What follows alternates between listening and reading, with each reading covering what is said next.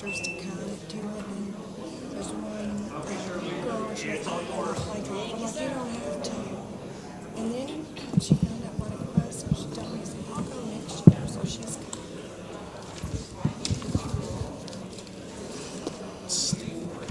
Okay, if everybody's ready, we'll get started. The clock is running for us, so I know probably lots of you have plans for this evening, so we'll get started so everybody can get out of here and maybe go have a good, relaxing time this evening.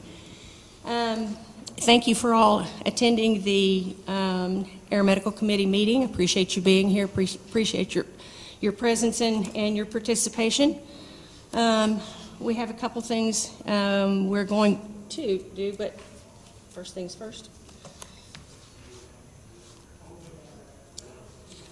We'll do our roll call.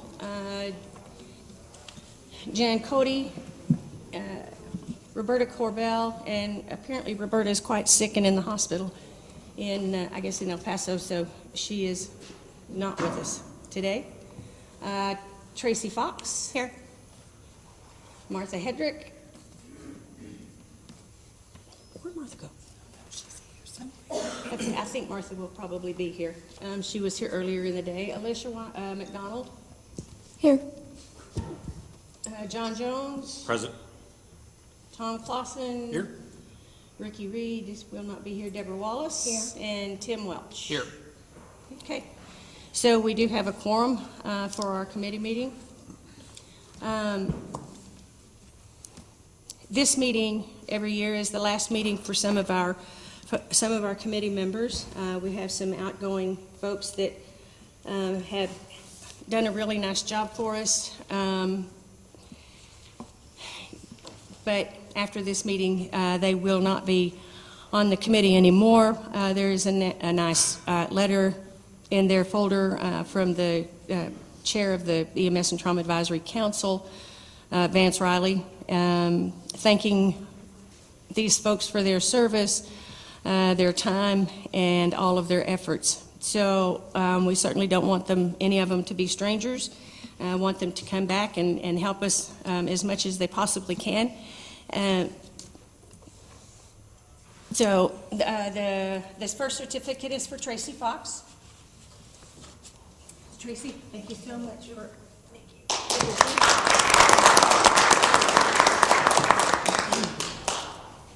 And the other certificate is for Jan Cody, and she isn't here.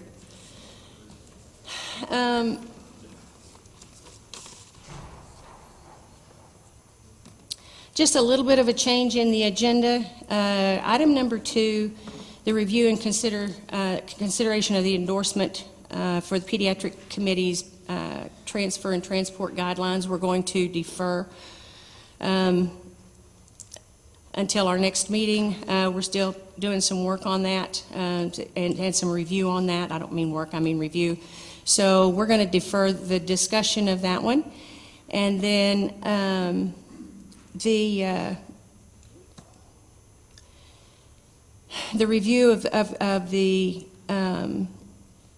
pediatric recognition program and considering combining the work group recommendations for advanced life support, basic life support into one list. We are waiting on a revised document, so we will not do a discussion on that one today. So we will go to number 1, where the input on the revisions to the EMS rules, Title 25, and Chapter 157, 157, 11, 12, and 13.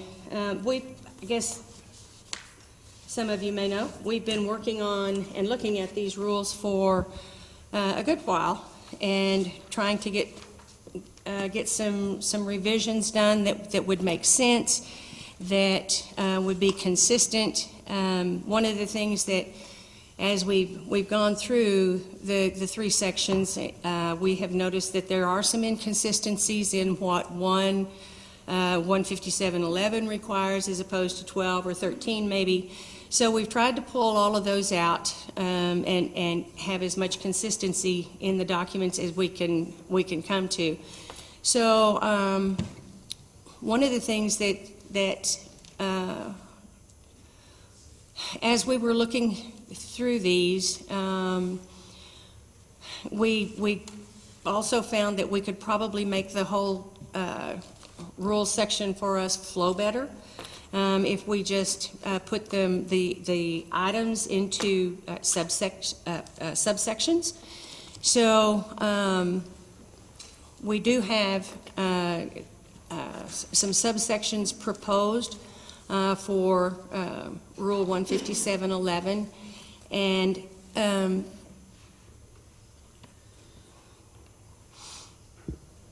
so the proposed order of rule for 157.11 is as follows, and we've got these up on the screen for you. So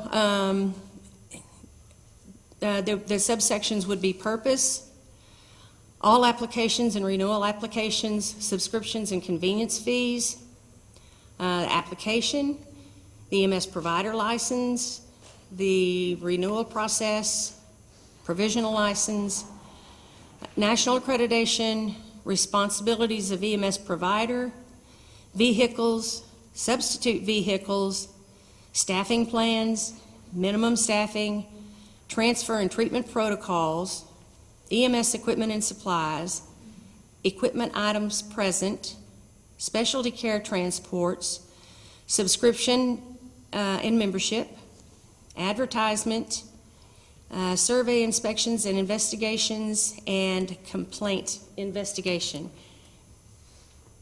And I believe there was one other that we wanted to put in there, which was the had to do with credentialing and personal development, group hiring. So we're going to continue on working on these. Alicia again has very diligently gone through this, put these the recommendations that we had. We did have a special meeting the first part of the month. So we're going to go through these changes that we are recommending. The ones we've been through a fair number of them. So we're gonna continue that process. I think we hopefully will finish that today. At least most of the majority of it. We still will do the 12 and 13 sections and make sure that we have everything lined out as it needs to be. So, Alicia, do you want to start with the? Sure, I'd love to. You know, so we met on October 1st as a committee. We met on November 9th and had some in-depth work group work on how to incorporate our initial charge. Several years ago was to create a brand new air medical rule to be independent of 157.11. We did that, and it was kind of pending rule revision, and we were waiting for this to come up to be able to insert it.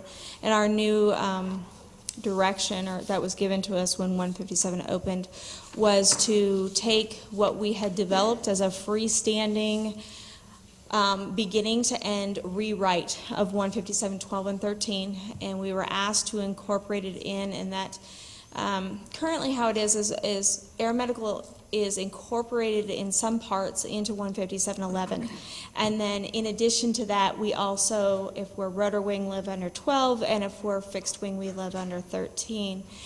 And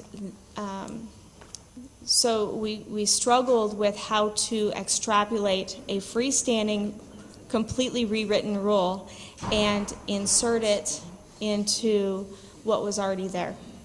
So we've done our best attempt at that, trying to find places for it. And that's where this document really came from. Martha worked so hard on this document because we found things like quality improvement were mentioned, I believe, like 5 different places within the rules, and we weren't sure where to put our information regarding quality improvement.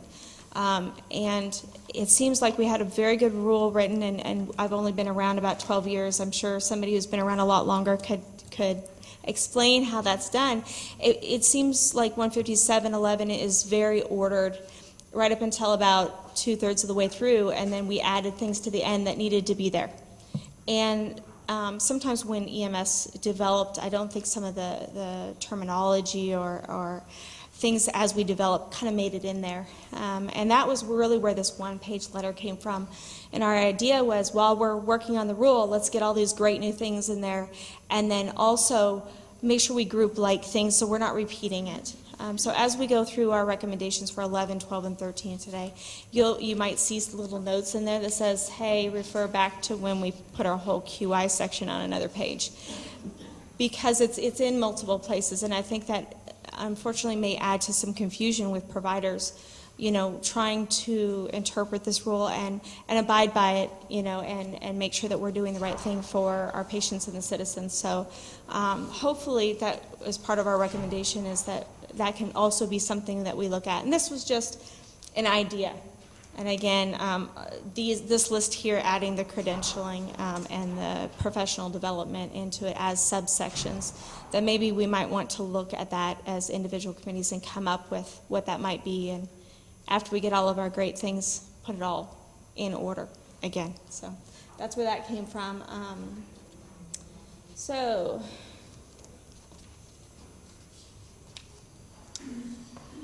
In June, we met for about 5 or 6 hours in Austin. As a committee, we did have a quorum. We started with 157.11 and really just went in to where recommendations had already been placed by DSHS, or in places that maybe we hadn't read it in a little while and things were confusing.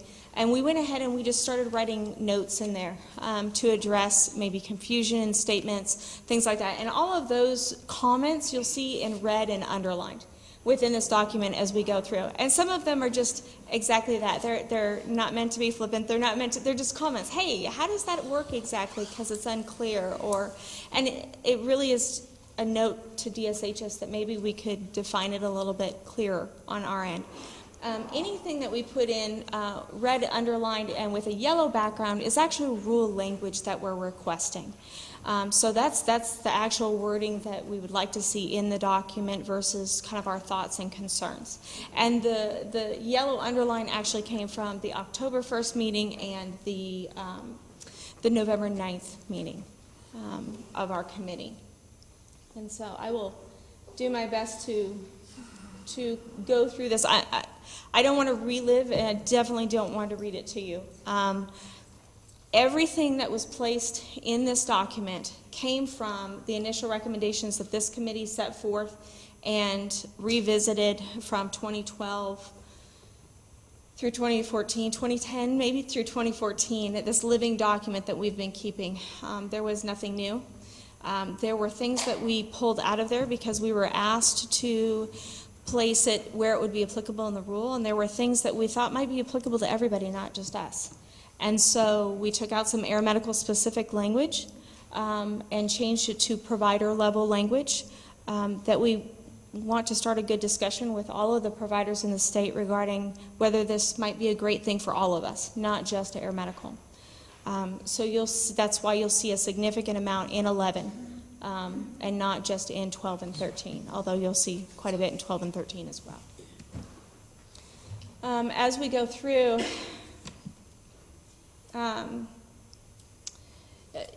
and like I said, some of these things underline and red. This would be a great example. Is streamlining the number of days. We had multiple day counts in there. Some were 20 days, some were 21, some were 14, some were streamlining some of the days so that it's always X, Y, and Z.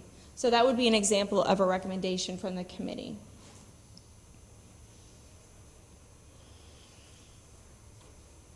So, and then some questions here, again, regarding reciprocal licensing, things like that. Do these other states recognize us? Do we have language in there saying that their provider, as a provider, they meet the intent of what our state does as well? And maybe where we can move it to as well, because it may not actually, that language may not actually belong here. Feel free to stop me at any time There's a microphone. Feel free to come up if I'm going through too fast or I'm confusing. There's some corrections of wording. There's some issues or questions regarding legal name with people, flight companies like CareFlight and Tri-State CareFlight, who share names already, and how this new rule that they're proposing about legal names and not having the same name will affect those companies. They just need some clarification, maybe. They're already out there. So, and things like you have to have a service map. Well, where do we have it? Do we have it on our website? Is it on the door of our building? Things like that.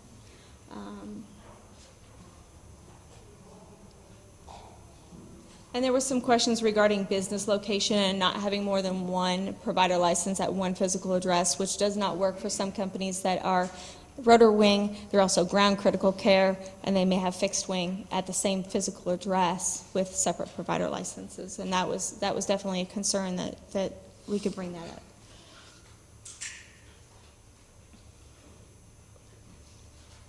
So this is an example of where we went through and took that same wording and language. This is actually part of the communications section that we had presented before.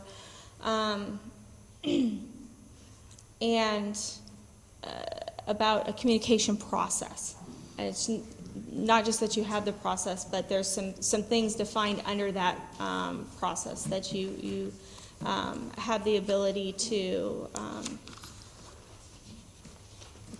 operate within your mission profile, whatever that is, that you have some reassurances of backups within that center for when power goes out, when things go down. You will see the rest of this communication center actually in 12 and 13 because we felt it didn't apply so much to everybody.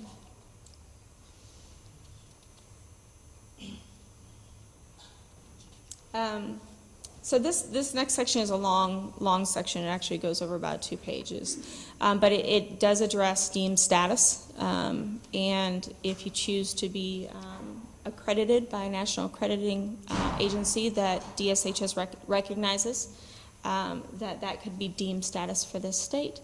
And then also, within the section, it recommends and requests a survey process for providers, period, for all providers. And that it's not to fill out the book, but there's actually a process in which there's some validation that happens of the provider on the initial application, that they go in and say, what's your plan, and we'd like to see what that plan is in writing.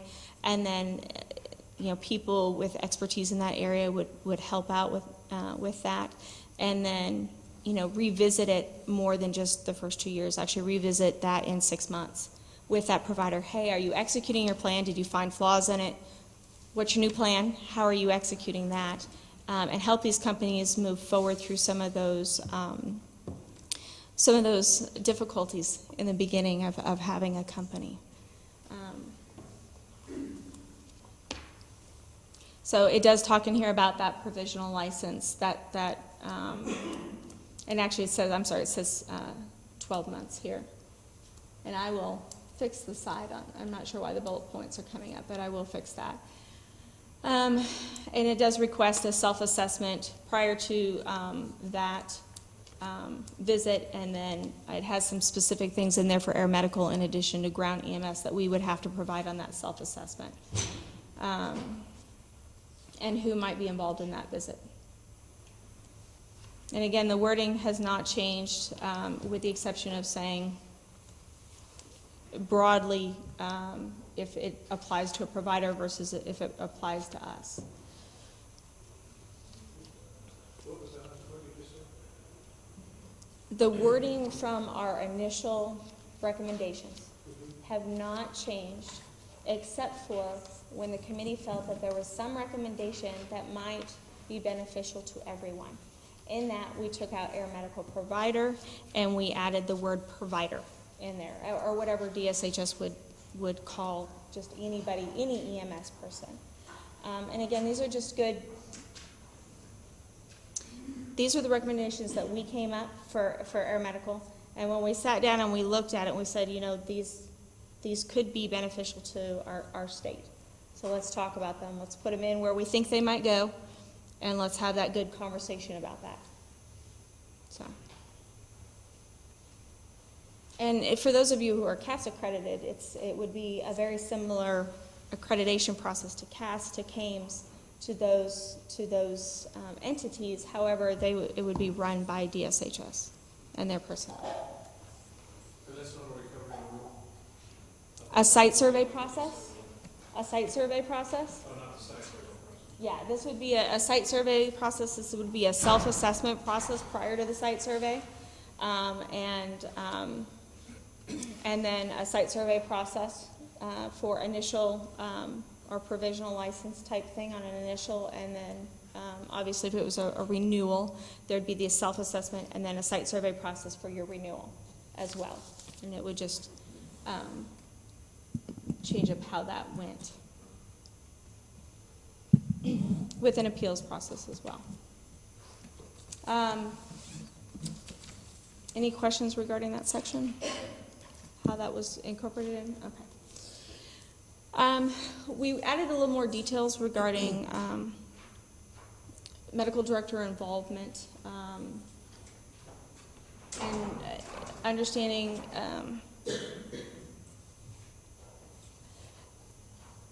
there's some specific things to air medical in here about flight physiology and understanding what we do, but also about what the provider in general, based on the mission profile, is doing, and how you address those things, and that medical director is involved in hiring, training, continuing education, QI processes, things like that.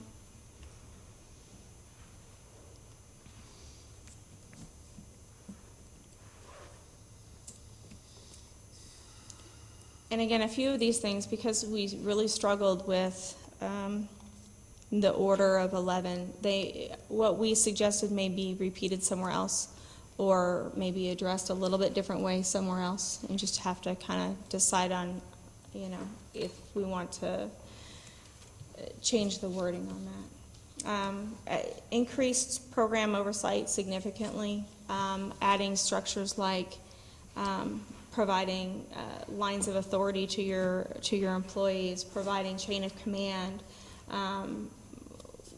a mechanism to report problems within your service. It doesn't say how you do that, just that you define it. And that's what you'll notice about all of our recommendations, is nowhere in there did it say how you had to do it, but that you should address it somewhere within your program.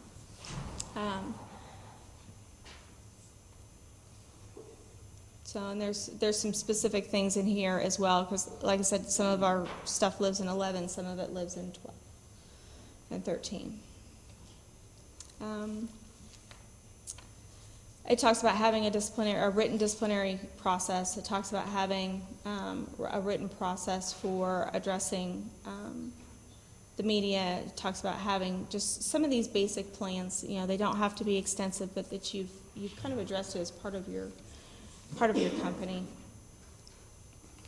Addressing size limitations, that affects all of us in EMS. Whether you're a ground provider, whether you're an air provider, it doesn't matter. There are some serious size limitations, things to address based on emergent transport, based on non-emergent transport, and all it's asking you to do is address and make sure that you address that in policy and how you're going to deal with that.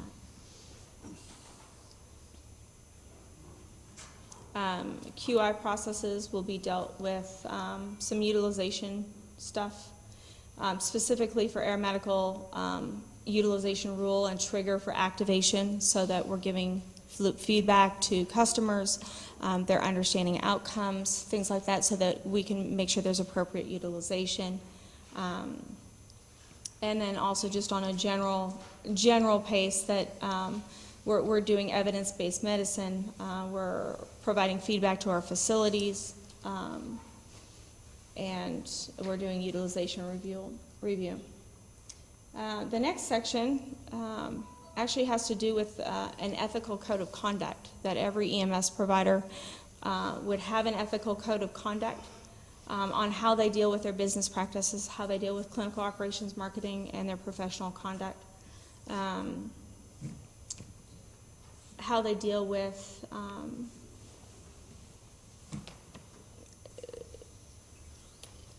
their monitoring of how their code of conduct is not utilized, but is done within their company. It talks about just culture and applying that. It has some specific guidelines down here to air medical providers.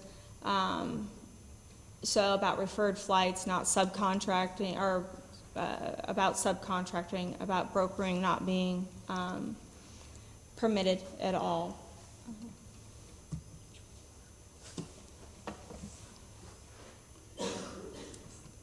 It talks about having input within your company and buy-in, and this isn't supposed to be so extensive that it causes you grief and horrible things. Committees within your company to give you feedback provides good discussion, and I think a lot of companies do this informally anyways. Hey, what do you think about this new product? You know, let's put this different pulse ox on the ambulance. Give me some feedback. What do you think? All this would do is formalize that that's a good thing to do, that you need to engage people within your company, and maybe even outside, if that's appropriate to you, outside entities in what you're doing so that you have the best practice.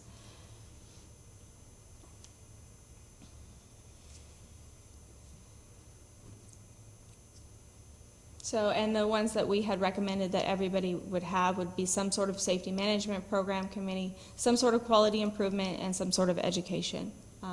And then the other ones that were there were optional or as needed. And then also to participate in outside committees as well. And that goes back to the same discussion we've been having about, you know, participating in RACs, participating in hospital review, M&M, that type of stuff, and being an integral part of the EMS system and the pre-hospital system and the management of patients. So we had some questions here. Again, this is the red underline. This is only questions, not wording, regarding serial numbers. Some of us as air medical providers have nationwide caches. And so while we may, some providers who are smaller may have like one extra monitor in the closet, people who have national vendors have the opportunity of exponential serial numbers, things like that. And how do we address that when we're receiving things from a national vendor to redo or to get our equipment changed out?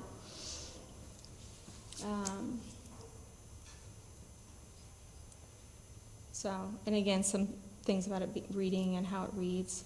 Quality improvement was added in there, and like I said, I think we found quality improvement in 5 different areas. This was our wording to beef it up just a little bit. It just has to do with a retrospective system, medical director involvement, best practices, a non-punitive QI process, again, that just culture thought, and having ongoing performance improvement through not only chart review, but direct observation of your personnel. And then having loop closure.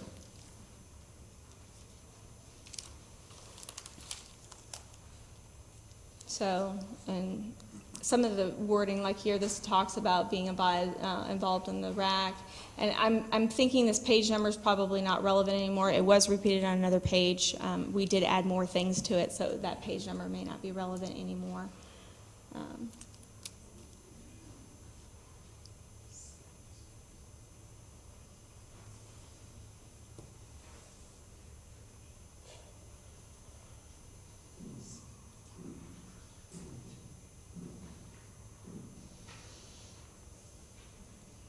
So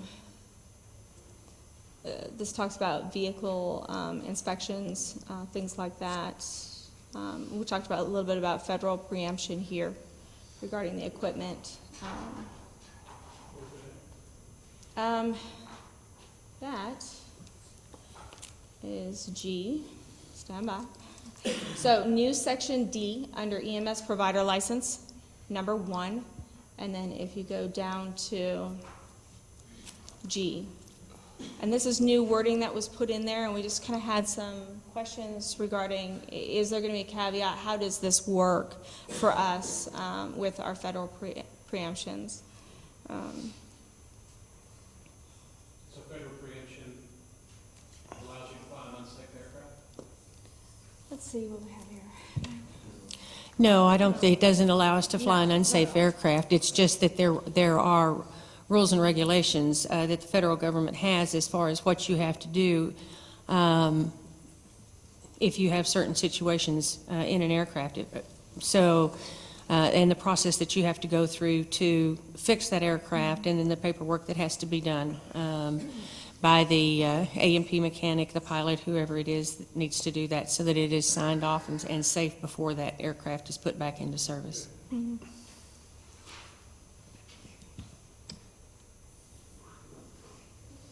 So again, we thought down here that there might not be enough time built into what you had built as a new process for you to respond, and felt that that was important, that both sides had enough time to respond to issues with licenses. And this is just some language cleanup.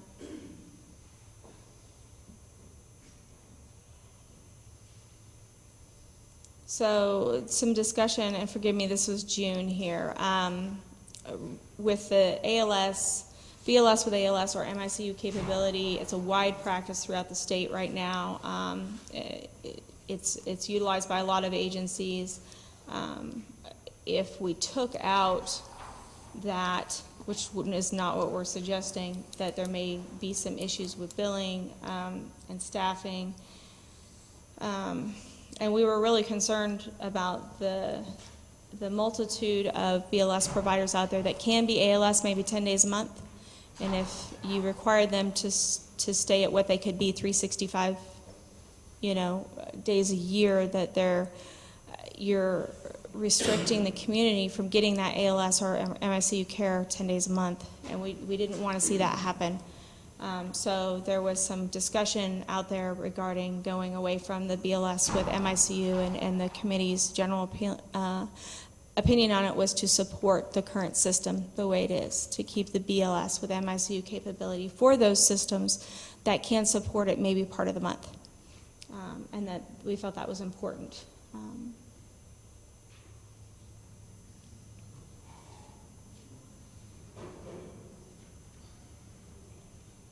So again, just, is there a form, to clarify some things? We did have a question about lettering and requiring. We see a lot of, not necessarily aeromedical, but EMS services with magnetic signs, they throw out there. Were those allowed when you're talking about signage? And really, what does that mean to label your ambulance and those numbers? So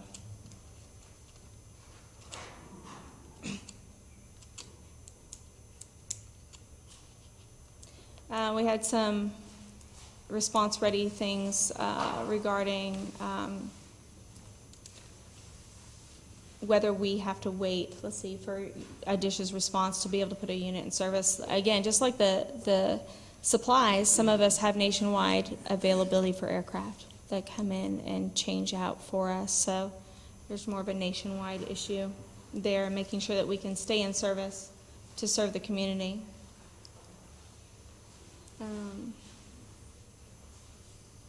So again, that didn't change. I'm not sure why the formatting was like that. So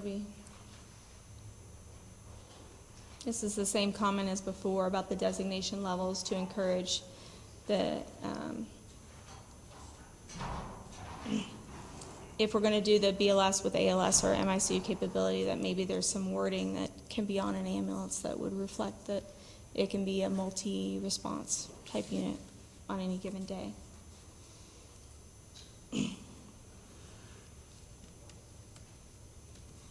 So we did add some wording regarding protocols and administrative oversight of those protocols, reviewing them. It doesn't mean you necessarily have to change them, but just taking a peek at them once a year Are there anything we'd like to change?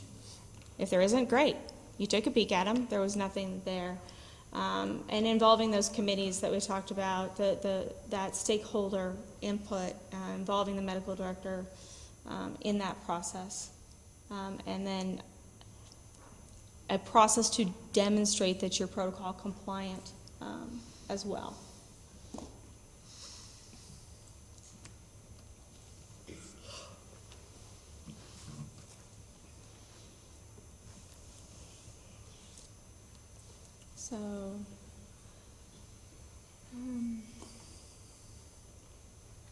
So this was just, again, a question regarding power cords and batteries, and does it need to go into the facility with them? Are you taking your backup battery in with you to the facility? Are you taking your backup cords, your chargers in with you?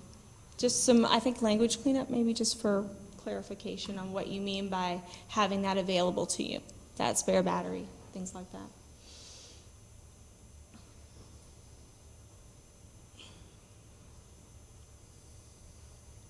So, and again, more wordsmithing for clarification.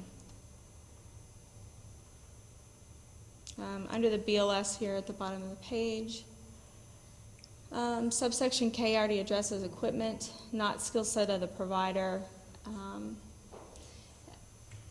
I don't think anybody in the room, and please correct me if I was wrong, want to develop a ceiling at any point in time for Texas. But I think this came into play as a basic, what is the base that you can add upon for a BLS provider.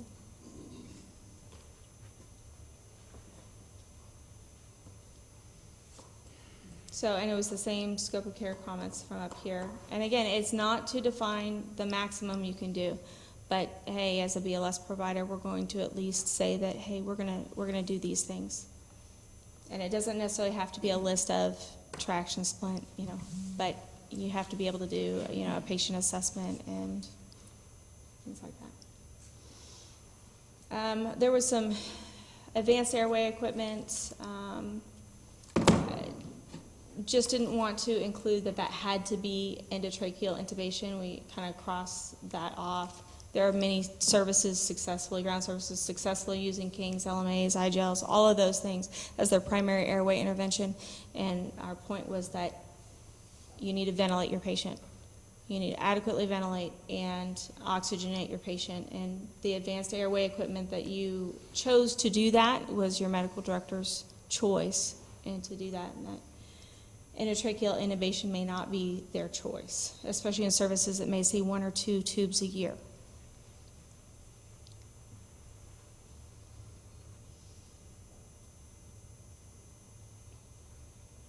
So, and again, this is adding little wording about IV pumps and anything else. Basically, a caveat in there. If your medical director says you can do it in there, it should be on there for your protocols.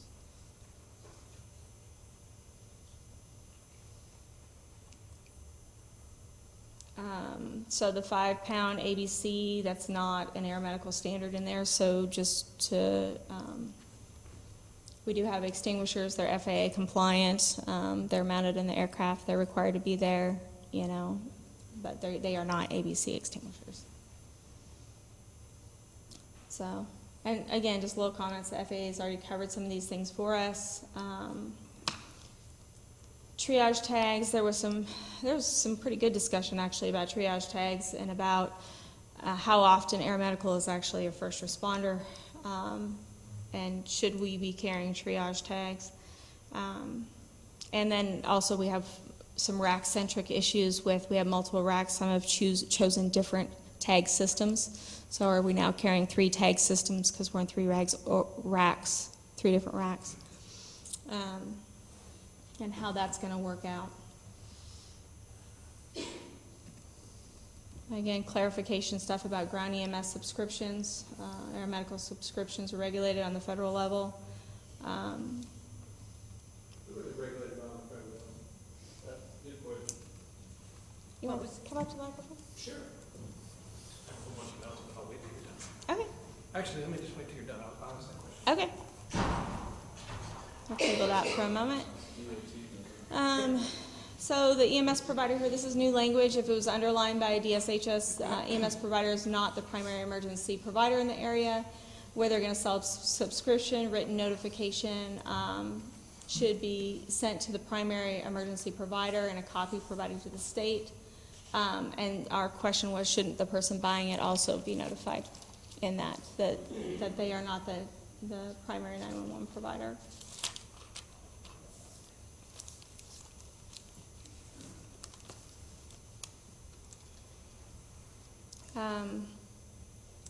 So we're going through staffing.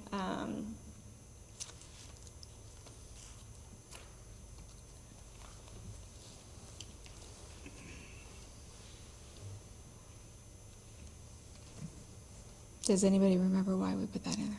I don't remember. So sorry. There were a lot of comments. There was a lot of good discussion in there.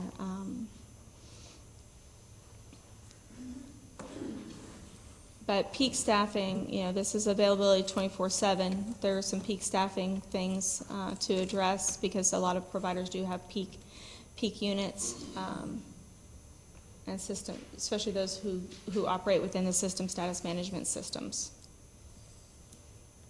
Coming down to, again, this is quality assurance again. Adding some items in here regarding work environment, having the ability to have some crew quarters, if appropriate, to your mission profile, and then for air medical, having some areas for flight planning, weather reporting, things like that. And all of this right here says air medical. This is all just air medical. The rest of it just talks about having a safe environment for your crew, and the ability to store the equipment and your vehicle and what you need there. We have some.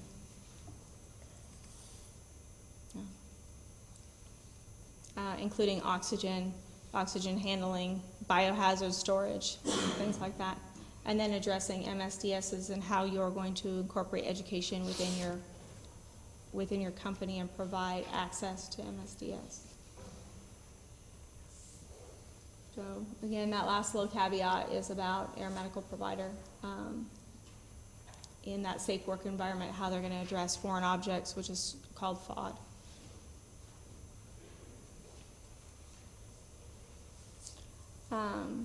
On H here, shall provide an attestation or provide documentation to its management staff that they've participated in the Regional Advisory Council. And I think that's that wording I was referring to before when we were talking about referring to pages. The thing that came up is there have been some RACs that have substantially increased their membership fees, and the difference between participation and membership. And the consensus in the room is that the wording should be participation, not mandated membership. Membership involves fees, but participation involves improving medical care for the regions and response care. And so that was our wording here for participation versus membership. So, and this is again added wording here about the air ambulance initiated any other method. And I think everybody agrees that when calls are initiated to air medical that are usually 911 type calls, that they should have a simultaneous notification to the 911 system in the area that there was a call initiated, and to have them involved in that process. For clarification, though, it would not be every call that's sent to the dispatch center, which it kind of could be interpreted that way. I've been told by several people some of the wording sounds like if we get an inter-facility call, we would also have to call the local 911 and things like that. And I don't think that was the intention. But we just maybe wanted some clarification in there regarding the wording. That if it was a 911 type call, that we would absolutely participate in the 911 system and make sure that that was activated. again, we're talking about QI again, and to reference what we had already put in up above.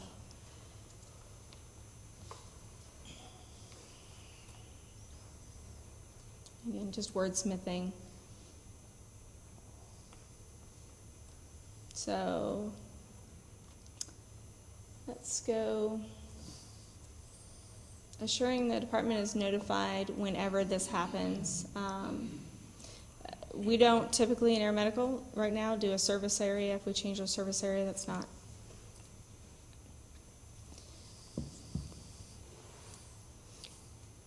Currently, a lot of providers, my understanding is they designate the state of Texas as their response area or a region commensurate to where they would respond or where they would mutual aid to respond to. And so the question was, when you change your declared service area, does that actually apply to air medical? Do we need to do that part?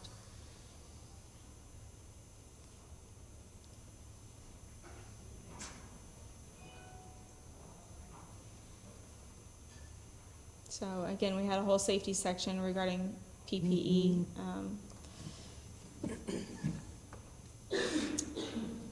So safety management plan, safety management system within an organization, just that you create one and that you promote it and that you collect some data and that you do something with it and you manage your change that way within. And it doesn't define how you do that, just that you should be addressing these things for patient safety, for personnel safety.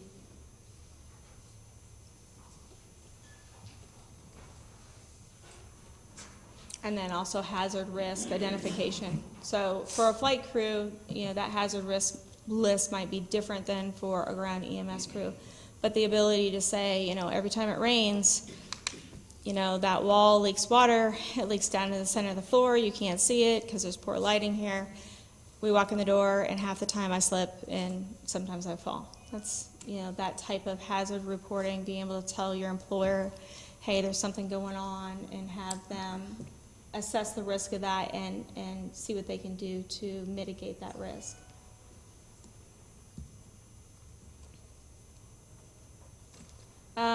This has to do with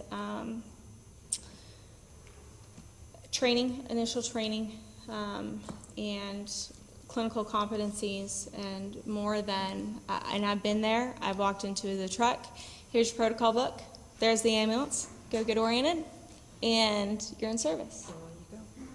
Okay, I think most medical personnel in the field can say that they've been there at some point in time, and this is hopefully to beef up what we already have that says, hey, there should be some sort of internship, there should be some sort of evaluation of the person. Make sure that when they apply, they meet your qualifications. Make sure that you assess that their knowledge and skills. Make sure you looked at, and your medical director was involved in that process and how you picked out your new employees and what they were looking for in employees to operate underneath their license.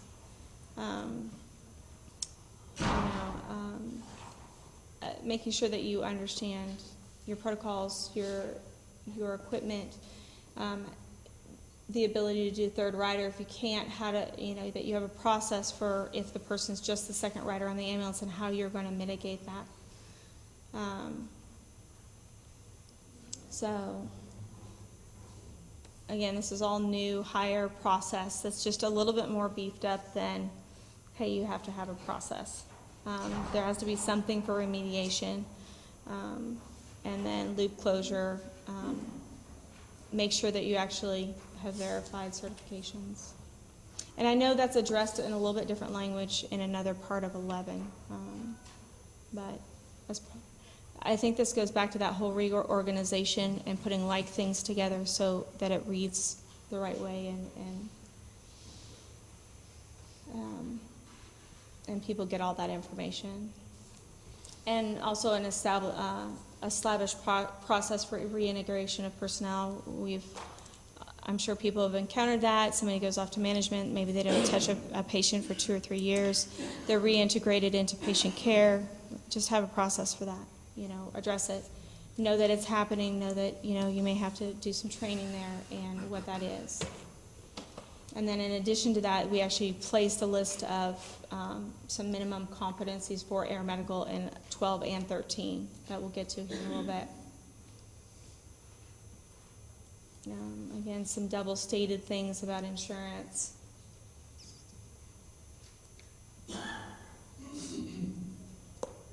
So the last section talked about hiring processes, and this talks about professional development. And again, I think we have maybe 1 or 2 sentences within 11 that address professional development with crews. And it just goes back to making sure that they're getting their hours, however method that is, online or whatever, and that you're doing some professional development internally, at least twice a year, a semi-annual basis, and that your medical director is involved in what that training is.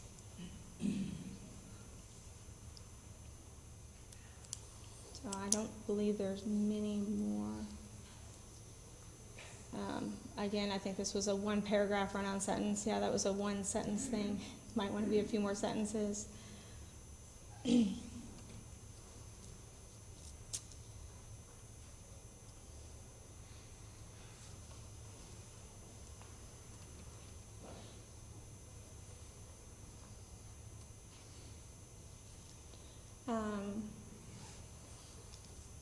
This just asks again for some better clarification in here of how the new recommendation is written, difficulty in complying with it, and how you want that complied with.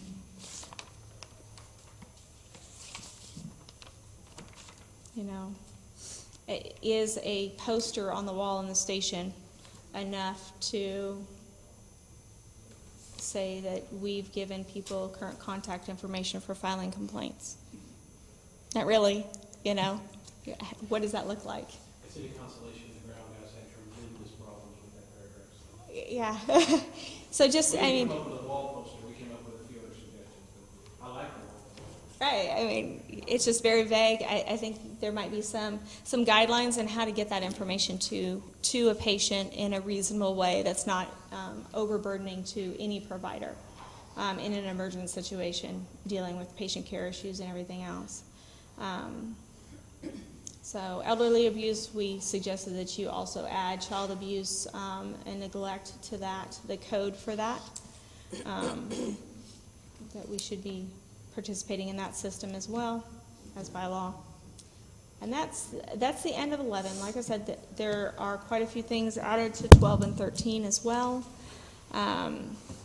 Were there any questions about how it fit in, how it got thrown in? Sometimes a whole section was thrown in and maybe we could break it up and it might fit here and here. Tom? Sure, I have a suggestion.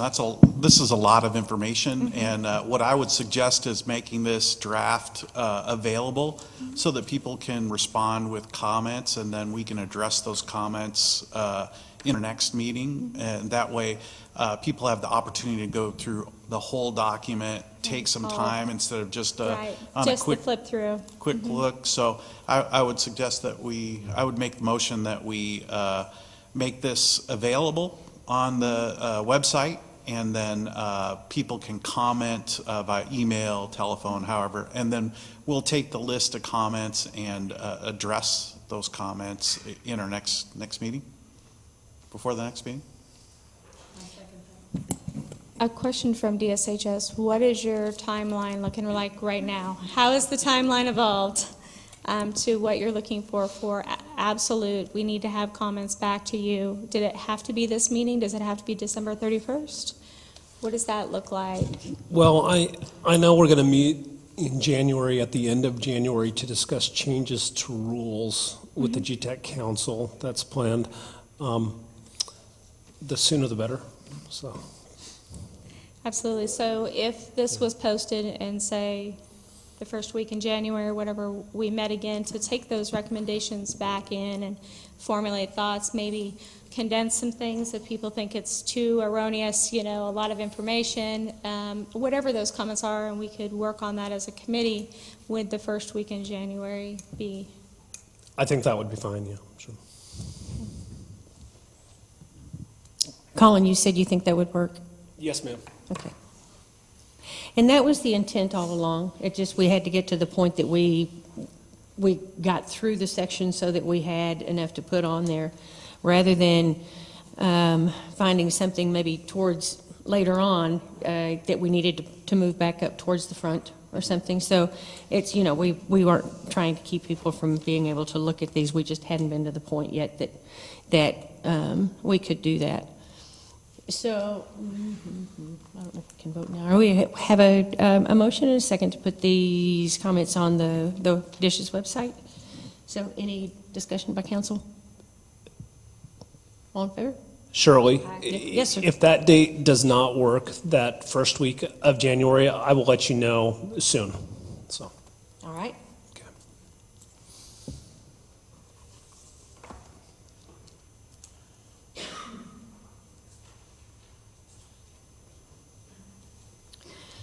Okay, and with that, we will likely need to set a cutoff date for those comments so that we can try to have another special meeting before our next meeting, which would be in February, to go through these and then bring the recommendations back to the committee meeting. So I don't know. A reasonable timeline to have these posted is 30 days. Has to be. We don't have much more time than that from January the 1st. If we could get information, agenda, everything to you, obviously, week after Thanksgiving, to post for a January meeting, could the documents be uploaded immediately on the website, even as a reference document on the website? Yeah. Just so that it's out there and we're not waiting for legal to go through authorization for the agenda item, which takes another week. And that way, you know, we could get the document out there. Yes. We can go ahead and get those posted then. And okay. All And right. I can send those off today before we meander off. And I'll definitely forward them to the committee as well, and that same draft will go over to DSHS to post online today. Soon, when they get to it after EMS conference. Agenda for January meeting. I'm sorry, I was confused there. Okay. So we'll get those posted right away, and then we'll get an agenda to you, Colin, for a special meeting. Perfect, thanks. Do we want to set a date for cutoff on comments before that special meeting? We can, but we need to make sure our special date for our meeting, we can go ahead and set it. That's all right, sure. So if we post these right away,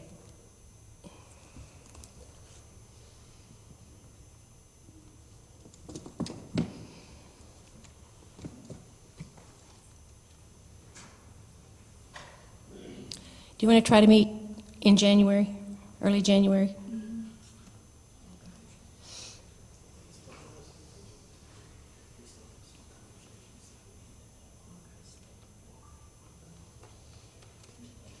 I say, well, if not earlier, then I say we cut them off at Christmas time. Yeah, maybe Is like that- the huh? 20th or the 21st, whatever the end of that week is before Christmas. Probably Yes. anybody won't work on it during Christmas. Kind of my thought. So the 21st is on a Monday. We could cut them off on the 21st. That way, if somebody had one last weekend they wanted to look at them, they could do that and then get them in on Monday.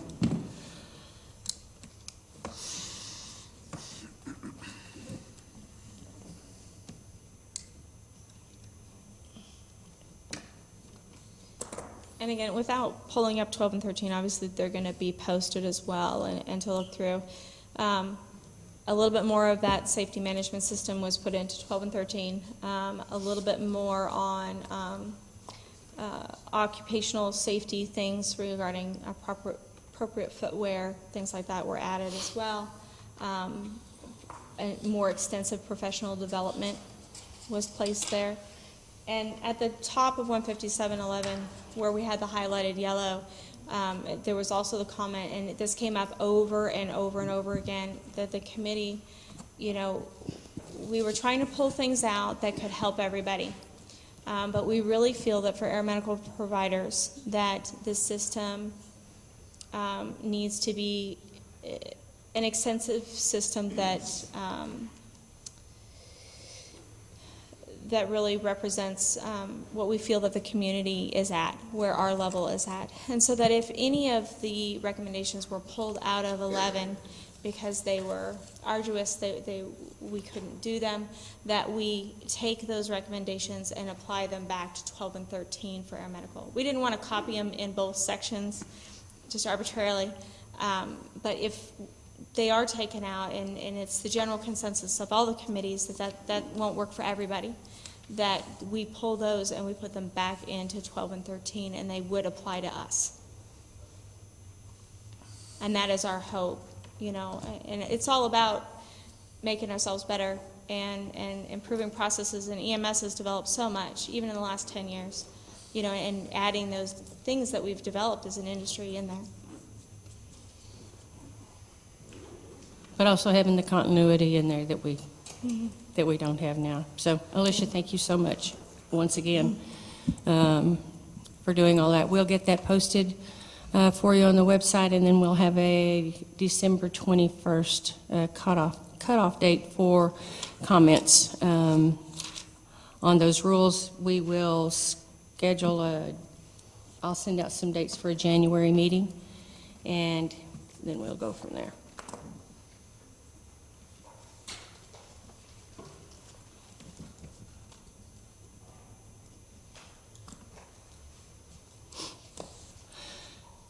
Okay, the next item on our agenda is to discuss some concerns raised at the August GTAC meeting regarding problems with aeromedical subscriptions, costs, and service provisions. And so we went back through and just listed the, Mr. Wade presented some issues that he had as far as aeromedical goes. We went back and pulled those, and we'll do our best to answer those questions. I will tell you to start with, that some of those items that were brought up, we really didn't have enough information to address them very thoroughly. So, and we'll talk about those as we get to them. But the Aeromedical Committee at our special meeting, November the 9th, we went through these and put the response together. Another thing that I would like to mention is that these items, I believe, have all been addressed in the past, and that's where some of these answers came from. So I'm going to start with the first issue, which was billing, and there was a concern about placing liens on persons' homes due to outstanding bills. We didn't have any specific information on that, so I'm not sure where that's happening. We don't have any specifics on, what kind of contact the billing companies had with the people that received the bills, or any of the processes that they went through. We do know that it doesn't happen in Texas because Texas has a homestead law, and they can't place a lien on their home. So if it's happening somewhere besides the state of Texas, I don't know where it is. I don't know other state laws as far as placing liens on people's homes, but we do have that law in Texas. There was a question about large dispatch fees by aeromedical providers, $20,000. even though the patient dies and they don't make patient contact.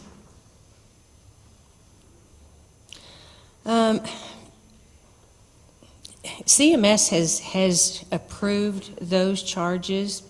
I personally am going to dig a little further into that, and I suspect most of us can, but there are, Medicare billings are covered fully in the Medicare Benefit Policy Manual. If you go to Chapter 10, there is a separate section there for air ambulance charges. It talks about the ability of the programs to charge for before dispatch, after liftoff, et cetera. It's also aligned with ground EMS practices. And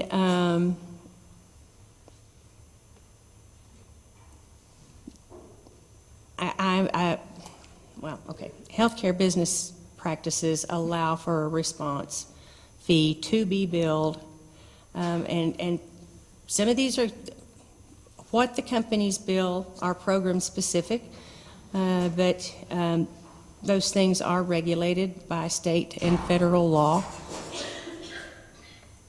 That's so.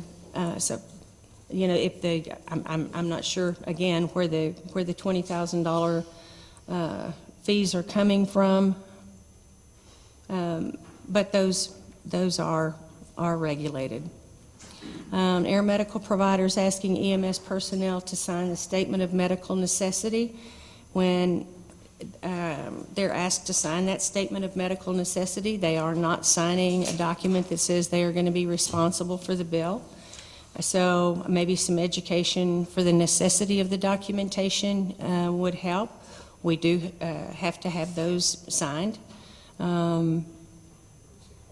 I guess my question would be, have any of the ambulance services received a bill from the air medical programs because they signed the medical necessity? So maybe some information on how the Center for Medicare Services, how they interact with billing. There's several places that you can go to find references on those documents. Texas Insurance Commission, CMS, Medicaid, the Office of the Attorney General for the state. But they are not signing a statement that says they are responsible for the bill. There was a question on aircraft locations where multiple aircraft are at the same airport. EMS is refusing to use the available aircraft and waiting for the right color aircraft to come get the patient, which could be causing harm to the patient or putting the patient at increased risk. If an EMS service is choosing to do that, then that's the EMS service. I don't think any air medical program can regulate what an air medical service does. They may have an agreement with them, and if they do, they do. But if there is harm to a patient, then there is a state process to complain, so that the outcomes can be looked at, that the processes can be looked at. There's also the local RAC process improvement process. Should have a process improvement committee, and so taking those to your local RAC sometimes is enough to put pressure on a program or a company to help with those things. But if not, then there is a state process if there is harm to a patient. Some questions about dispatch and communications. Contracting or implying that 911 doesn't need to be contact if you need a helicopter. This has been addressed. It seems to have been an isolated issue. I know from all of the air medical providers that I have talked to, they either contact 911 themselves, or they will instruct the person that is calling them to contact 911 also, so that there's somebody is contacting 911. Placing phones in less sophisticated dispatch centers with instructions to less trained dispatchers to call if it sounds bad. That's another item that could be addressed through the RAC PI process and some local education. I'm not sure what a less sophisticated dispatch center is. I know we have lesser trained dispatchers, but maybe some training and education would be of a help to those folks. Offering to fly mutual aid calls for ground EMS when they have no one available to run 911 calls, and offering to only bill ground EMS rates for those calls. When a local ground EMS service is unavailable, or they're just flat exhausted, they have no further resources, CMS recognizes that air medical is a viable option to help with patient transport and care. And they have their billing reimbursements set for those situations. So that's what they're going to reimburse.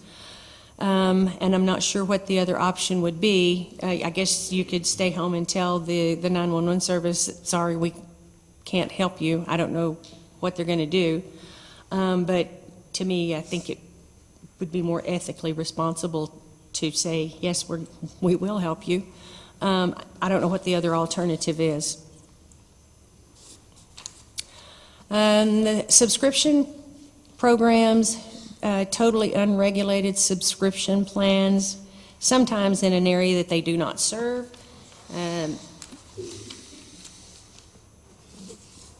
This again is extensively regulated at the federal level. I know we just went over that in our proposed rules, but it has been addressed in the past, and it was addressed by individual providers when specific information was given to the committee. So once again, if you're aware of that happening, then go through your local RAC, or you can send a complaint to the state that that's happening. We don't want people buying subscriptions that they're not going to use. It doesn't make any sense. So if there are further questions or further details, please bring those to this committee. We will forward them to the state, or you can do that yourself so that we can get those taken care of if they're still happening. Air medical providers telling EMS that they will honor other air medical subscription plans. In some cases that's true, so in some cases it's a contractual business practice, but those companies have to have written agreements between them for that to happen. Specific questions regarding this complaint can be brought forward to the individual air medical program for clarification.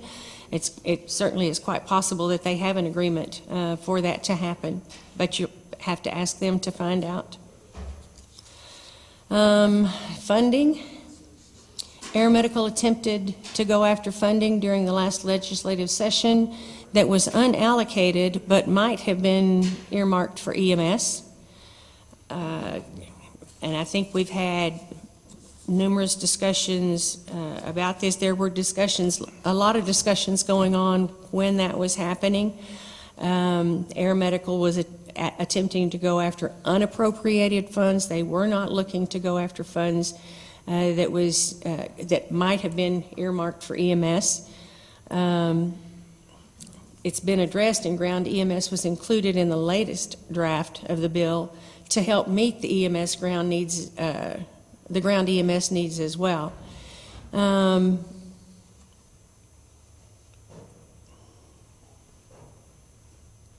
And like I said, there were several meetings where the discussion of the allocations of funds in question occurred.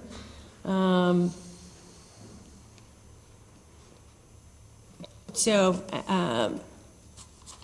had, I think, probably enough input from both sides that should have been put to rest. Air Medical doesn't want to take money away from EMS, but we don't want EMS taking away money from us. So what I would tell you, there's some specifics that we need to address a few of these items. We just don't have enough information to go into them. But the letters to the RAC chairs, taking these issues to your RACs for discussion, and hopefully some resolution is a step that we might need to try.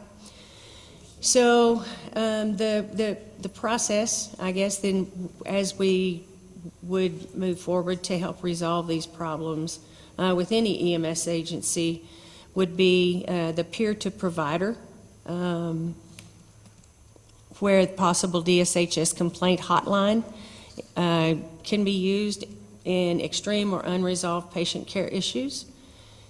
The peer-to-local PI process, either the RAC or the organization. We have, in my part of the state, we have a RAC and an organization, so we really, it's about one and the same, but we have that that process, or that organization to take those issues to. Peer to state level, DSHS or advisory committee. Peer to state organization such as TAMES or AAA, Texas Ambulance Association, or some of the other organizations, the state organizations, and then peer to federal organization if applicable. So what I would finish with is that if these things are still happening, if you could bring us some detailed specifics, we'd be happy to look at them.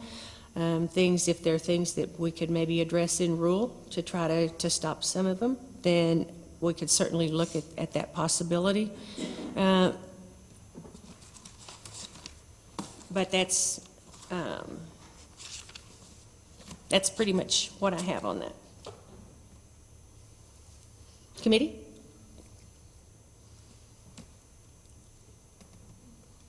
Well stated. I'm sorry? Well stated. All right. Surely I have one thing. As we discussed in our special meeting, I'm still drafting a white paper to RAC chairs encouraging RACs to be very active with their air medical services, and also EMS providers, should there be concern raised by EMS providers regarding an air medical service, that it go through the local RAC PI process, which will all make us better as an industry. So I'm hopeful to have the final document at our special meeting in January.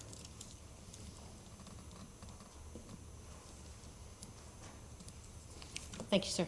Yes, ma'am. The last thing on our agenda is to review the Hartford Consensus 3 report as it relates to empowering the public to serve as first responders in intentional mass casualty and active shooter events. Colin, can you help me with that? I don't know where this came from. Actually, I think I'm going to turn that over to Jory Klein. She asked that it be put on every agenda except for cardiac and stroke. All right, thank you. I just didn't have a name on here. Sorry, Jory. Hi, how are you all? Good. Good. So I have this book that is the Hartford Consensus, and I'll pass it around if you want to look at it. But the general consensus, and I think Eric talked a little bit about the Stop the Bleeding campaign. So the challenge, and I think we started talking about this April at the TTAF board calls, we would like to push this out across Texas. And so the goal and the intention is for the every EMS responder and every hospital have the equipment that's outlined in here to stop the bleeding. Many of those agencies have already addressed it, but there's some that we're still evaluating whether they have it or not. So we would like every EMS agency, every air medical crew, and every hospital to have this, and then we'd like to move it out to the law enforcement agencies, the universities, and other organizations that have mass gatherings. And so we wanted to bring it up here and make sure that everybody was aware of it. We would like for you to obviously join us in that campaign. The goal is that every citizen in a role where they could, like in a shopping mall, in the schools, the university, would have this training available to them. So there's actually a training course, Stop the Bleeding, that is very short. It's about 2 hours. The PowerPoint is probably about 30, 45 minutes, depending on who's giving it. And then you can do skill stations. So we're actually loading that information onto all of the TTAF's website's going to have it, the DISH website's going to have it. I don't know if Eric wants to come up and talk about what he's doing with it, but it should be a consensus that we're all going to do this throughout the state. So, any questions? Thank you. So, Ms. Klein, I do have one question. So, Stop the Bleeding, is this the public access to tourniquets? And Exactly. just like the GIs carry, every GI in theater has a That's tourniquet on them. pretty much where it's coming from, yes. Thank you. And this came out from the American College of Surgeons? Well, it actually, if you look at the book, I'll hand the book out to you, but it's produced by the American College of Surgeons, and there was a consensus group. We're very fortunate. 3 of our individuals from Texas were involved in this. Obviously, Dr. Ronnie Stewart, who's the chair of the COT, Alex Eastman, who's a trauma medical director and a SWAT physician, and I forget the other person. Holcomb, yes, John Holcomb from the trauma medical director from Herman Memorial was involved in this. Oh, very nice. All right. Thank you. Thank you.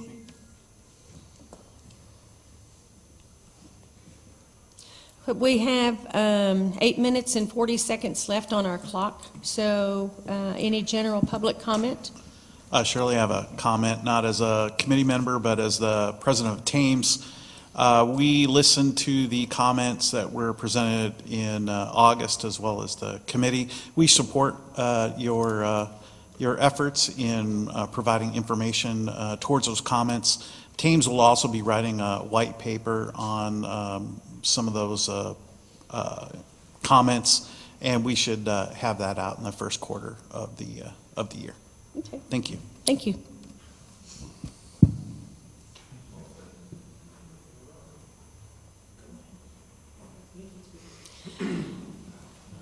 Okay, so our summary for our GTAC meeting report. Sure. I'm sorry. Oops. Sorry, didn't see you. I don't have to talk. I mean, there's a No, bunch of no, people go back ahead. there kind of wishing I wouldn't. Go right ahead. So I'm going to talk on 2 topics. The first one is agenda item number 4, since I was the one that raised those concerns. I appreciate you quickly going through them and citing a bunch of stuff while they're not really concerns here in Texas. But they are concerns with the ground providers. And I think a better way maybe, instead of the air medical guys getting together and saying this isn't a concern, maybe we get the air medical guys together with some ground guys and talk about what the concerns are. So it's fair to say some things. I do have a couple questions. One came up in the rule thing. You cited it again on subscription programs, which as you said, they're heavily regulated at the federal level. And I'd like to know who regulates them at the federal level, because I'd like to look those regulations up. Who regulates them at the federal level? Do you know who it is? What subject? The Subscriptions. Subscription services. I know when we first started those subscription services, we tried to send those, them. Actually, we sent all of that information over through the insurance commission, or whatever, the insurance commission, the insurance people. They spent some time going through those, I guess, and then they sent them back and said that they were not going to do anything with them. And my best recollection is that they are under the Attorney General's auspices. I'll have to look and see. Okay, because I'm aware of CMS regulations regarding them, based upon you're basically taking away somebody's copay, and so there's regulations of how that is figured based upon a percentage of that, and the fee you sell them for has to be a certain level to be able to compensate for that. I understand that. My suspicion is when we say it's heavily regulated at the federal level, what we really mean is that the Airline Deregulation Act preempts the states from regulating them, and so the states can't regulate them because of a federal regulation, and that the subscription programs themselves are not regulated at the federal level other than the price setting through Medicaid to make sure that you don't run afoul of the CMS requirements. So it's pieces like that that I think maybe we don't need to take up everybody's time here, but I bet I could get 2 or 3, we could probably do it as a work group so that we don't have to go through the hassle of posting everything. Maybe we can ask GTAC about that tomorrow or Monday, but I think it would be time well spent for members of your group and members of the ground providers to sit around and discuss some of these. Because I think it's well and good to say they're not a problem or it doesn't happen in Texas, so it's not a problem. But I think we're all sticking our head in the sand if we don't think that there's a problem with air medical services in Texas. It's the wild, wild west, and I would like to see us work together to find a way to keep it from getting worse, because I think it's as bad as it is now with a lot of things going on. My concern is that it's going to get worse, and that will be catastrophic. I'm willing to be there. I'm willing to sit down and talk. I'm willing to bring as many facts as I can and bring people who have shared with me their stories. If y'all would like to discuss that in a back and forth conversation instead of just among yourselves as air medical providers saying, nope, everything's good. So I'd be more than willing to do that if y'all have the time. If I might say, Yes, we voted at the Teams meeting that we would be providing liaisons of members with the ground organizations to provide a common dialogue between air and ground organizations. Good. So we are moving in that direction with Teams. But I have to say the inflammatory comments such as the House liens that are going on doesn't really help the case any, because that does not take place in Texas. But the way you presented it was that it was going on, and it kind of muddies the factual states of concerns, valid concerns that people might have, and the avenues that they might have to address them. And I'll bring more details on what I was talking about with that, but you may be correct, and that's fair. It's no more inflammatory language saying that that's not accurate for Texas than it is to say subscription programs are heavily regulated at the federal level, because they're not. So I think time around the table with each other will probably do a lot of good to dispel the stuff that we like to spout out there about how good everything is, and maybe we can really get past that after some yelling and screaming for a couple of meetings. I'm sure it'll take that. And then maybe we can get past that and actually sit down to start talking about issues and solutions to those issues and how we work together for the betterment of the patient, and not trying to outdo whoever else we're trying to outdo on the ground side or the air side. I'm not saying the ground side's crystal clean on this one. I'm not.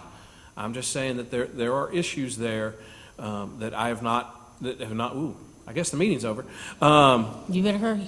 That I don't think have been adequately addressed, and I think a time to talk about it would be appropriate.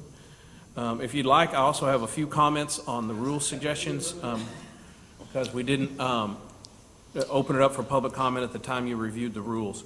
Just for clarification purposes, real quickly though, the only item that I said did not happen in Texas was the liens on the households. Okay. That's the I got only that. one that I referred to not happening in Texas. And I was trying to sit back here and do some research to find what it was, where that came from. So, on the rules, I chair the EMS committee. I think everybody's aware of that. The EMS committee since August has traveled to 7 different locations taking public input on the rules as they were drafted by DSHS. DSHS has been a part of that with us for the most part, but we have been all over, from El Paso to Tyler to the Valley, up here to Hearst and up into the Panhandle. We have done a lot of work on that. I have some very significant concerns with a lot of the language that's being added. I think it's important we remember when we're looking at rules from our regulatory body that we are establishing a floor. Call it what you will, but the rule is the floor. The rule does not prevent anybody from rising above that, but the rule establishes the absolute minimum that is required of everybody if it makes it into rule language. And a lot of the things that you guys have put in there as suggestions for improvement are tremendously important things for agencies to have, but establishing that as a floor is going to kill a number of ground EMS providers. I found it a little bit ironic that we were concerned about getting rid of the BLS with MICU capability regulations or the language for fear of what that might do to the rural and frontier areas of our state and those folks who struggle to get a paramedic, but when they do want to run MICU level. Yet we're going to require every agency, including the 10 agencies that have variances because they can only put one certified person on an ambulance, to have an education committee, a safety committee, all these different committees to be able to improve their organization. So I'm going to ask just a great deal of caution. Oh, hush. I'm going to ask a great deal of caution with that language. And again, maybe this is something we can discuss between air and ground. We've always said that 157.11 applies to all providers, and then there's additional things in 12 and 13 for rotor and fixed wing. That if you guys really want that language, let's take it completely all out of 157.11, and let's put it in 157, 12, and 13. And let's wait for this 4-year cycle to be over if we actually get to review these again in 4 years, like we're supposed to, and see how it's worked out for the air guys and see maybe if we want to reintroduce some of that back into 157.11. But a lot of that language is going to be very detrimental. And a couple of other pieces that I just wanted to touch on that I'm very familiar with on the capabilities discussion. What we have been asking about as we traveled around the state is getting rid of the with capabilities language and just having a BLS, ALS, and MICU designation. With the thought being if you were designated as MICU, you could operate at a lower level when you didn't have the staffing. You just had to have the equipment on the truck as being an MICU. What we've run into with the BLS with MIC capability, and when that was originally done, it was all based on staffing. We've kind of transitioned in Texas where we have, not enough, but we have more paramedics than we did 20, 30 years ago when that came into the rule. And so now it's more about equipment and protecting against fraud. And what my understanding is in the regulatory environment, they go out to a BLS with MICU capabilities. There's a paramedic on it. They say, let me see your MICU stuff. Oh, we're not an MICU today. We're a BLS unit. I'm just a paramedic, but we're just operating BLS today because they're not carrying the stuff they're supposed to be carrying. So what we were trying to address with that by just having the 3 levels was that if you're an MICU, you've got to have the MICU stuff on there every day. If you got 2 EMTs on there, you have a policy and a protocol on what to do with that equipment that they're not allowed to use, but it's an MICU every day so that when Brett and his folks show up to inspect that and you say, this is an MICU, let me see your drugs, they're in your protocols, let me see that they can see it regardless of who's on the truck. So that's where that was going. I don't know if it's going to survive. That's one of the biggest pieces of discussion that came up. But I wanted y'all to be aware of why we were going that way because you guys are not the only ones concerned about that language change. A couple of pieces, 2 providers in the same location, serial numbers on the equipment, proving you own it, all that other stuff is legislative mandates, not rule mandates. So that language will probably have to stay in there as it is. Because that came out of the legislature in the anti-fraud legislation.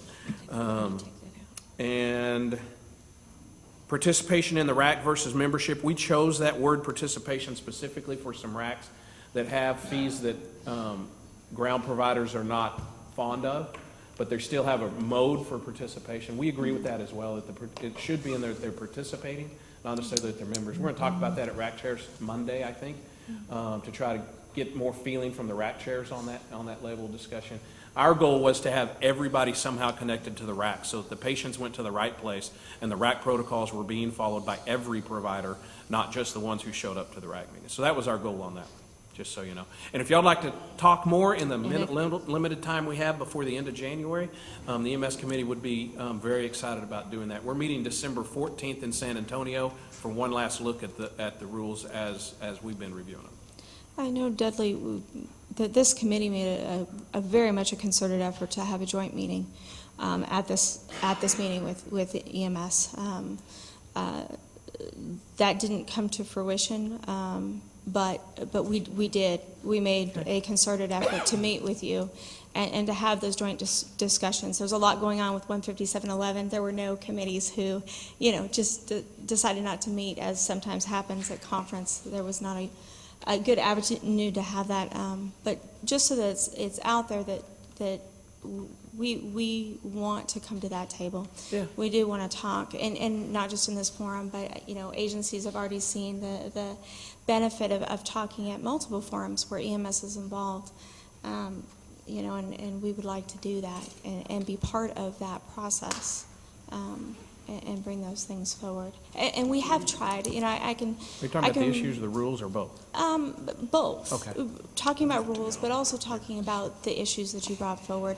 There was an issue a year ago brought forward about subscriptions being sold widely outside of somebody's normal response area. And once we drilled down, because we had to get some specific information, that provider actually came to the microphone. I don't know if you remember that, but it takes a concerted effort to stand up at that microphone and say, you know what, I screwed up, and this is what we found, and this is how we fixed it, and we're sorry. And that should be acknowledged. I mean, that takes a big person to stand up there and say, you know what, you were right, thank you for bringing it to our attention, and we addressed it. If there's any other problems, this is my card, I'll leave it. And that provider did that. I know at least one other provider was approached individually, and they dealt with some things individually that they identified that, yes, they didn't even know it was happening, and they addressed it immediately. So the two cases that we did know about in the last year and a half, that peer-to-peer, just talking to the provider, having them do that self-assessment completely to our understanding and the understanding of the people who brought those initial complaints resolved the issue. And so when it was brought forth again, I think there was some confusion maybe on our part that did we not address those two issues that were brought forward? Was it not addressed adequately? And if there's more incidences, that we can have some specific information so that we can engage people in those good conversations, because engaging people in those conversations has been highly successful for the past 2 times that we've done that. And we want to keep on that momentum of interacting and engaging and addressing. Absolutely. So. Absolutely. Dudley, your committee meeting you said was December 14th in San Antonio? December 14th in San Antonio. Be at the STRAC offices. I don't have the room number, but it'll be at STRAC. There'll be a big sign saying EMS committee. And what time? 10. We'll start at 10 in the morning. Okay. And because of that being the final review, it'll probably be long. Okay. I'm fairly certain I will be in another part of the country around then, but maybe we can get some representatives there. There's nothing better in South Texas in December. I don't know where you're going. No, I just said another part of the country. That doesn't mean it's better. I'm kind of like my weather at home. We're pretty okay. Okay, so we are well over time, and we've got people standing in the back of the room. I think they're wanting us to get out of here. Tim, did you have something to say? Sean? Okay, we're going to have to make it quick, guys. Appreciate the attention, and I'll introduce myself as Justin Boyd, President and CEO of North Plains Insurance, who is an AirMed Care member. So I bring to you, you bring up the fact that we need to address these things in public, so I'm bringing to you in public. I have ad nauseum addressed AirMed Care with their prescription issues. I have emails out the wazoo. Yet, you say it's regulated. It's not. I'm sorry. It is a propaganda mess that is financially driven. And I will tell you, Shirley, I've visited with you a lot about these particular issues, and the issues keep coming over and over and over. So I don't stand here as an EMS provider. I stand here as a person of public, saying that when we attempt to address this through the company, we often get nowhere. If we attempt to address it through the RAC is a regional advisory council. All they do is advise. They don't have any sort of teeth when we talk about this. So I appreciate giving the directions, but that's why we ask the questions, where can we go to help negate this? Okay. Thank you very much, Justin. I'll make this very quick. Just want to go back to agenda item number 2, the pediatric interfacility transfer guidelines. Just to remind you, Sally Snow went over those with you in August, and y'all made suggestions. Those suggestions were incorporated into the document. That was all presented to the council, and the council has endorsed the document. Good deal. And so the pediatric committee is now working on a dissemination strategy for that document. Then on number 3, the pediatric EMS recognition program, I know you said you needed a revised document. Is that something you need from me, or that's something y'all are working on? No, I think it was coming from you.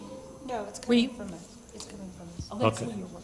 Okay, I'm Because sorry. I That's the believe one- you have that's the the one most Tracy's working on, I'm current sorry. documentation that No, I that don't, I've got, Okay. yeah, it just hasn't been completed. I've got somebody that's going to be helping me with it now that I'm stepping down, so. All righty, great, thanks. Thank you. Okay. Sean, this will be the last one. Sure. For item number 1, since we have a short time turnaround to meet the state's requirements and to comply with posting requirements, might I suggest that we set 2 dates to meet in early January, back to back, have the agenda posted for both of those dates to be the topic of item number 1. If we complete the work in day number 1, that's fantastic. If not, we still have the ability to legally address the issues on a second date. Thanks, Sean. Thank you, Sean.